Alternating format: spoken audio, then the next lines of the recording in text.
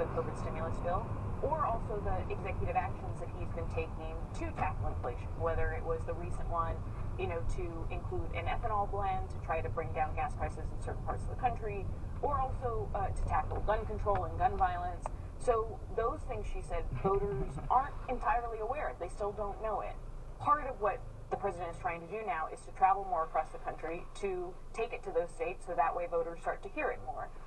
One thing that she also said that was striking was that one of the biggest voting blocks that is a swing voting block is women over the age of 50, and they primarily get their news, she said, from local news. And so when Biden travels to those states, he is now able to get in front of those swing voters much more because he dominates local news coverage when he's actually there. And a challenge for the president, look, a president's first midterm is almost always tough for his party.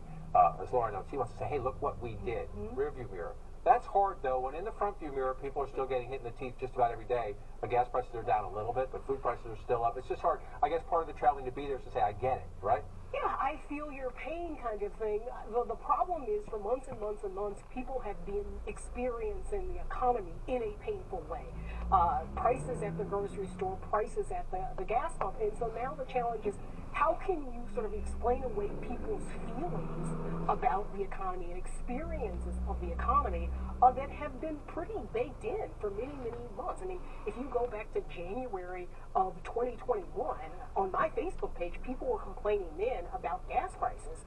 So, if Biden sort of tries to go in and explains now, I think it's going to be hard. I remember talking to a Democrat in 2010, going into Obama's first midterm, and one thing she said about the challenge was, if you have to explain it to voters, in some ways it hasn't been done, right? And so, because if they don't feel it, it's almost like, the kind of changes that they expected haven't really happened in their lives. And one of the things you always watch in the midterm year is, look, the Republicans, all they believe they have to say is, we're not Biden. All right, we're not Biden. That's the Republicans think, we're not them, vote for us. So we'll watch. These are 9 Democratic senators who have expressed some concern. Some have said don't do it. Some have said we're worried about it.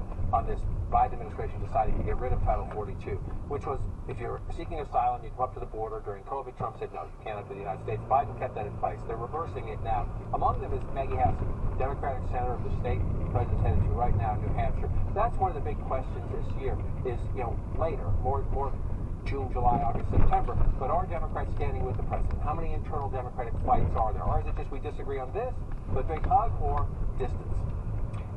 Sort of an all-of-the-above strategy, really. I mean, I think what the White House is going to do is give Democrats the freedom to break with President Biden where they want to.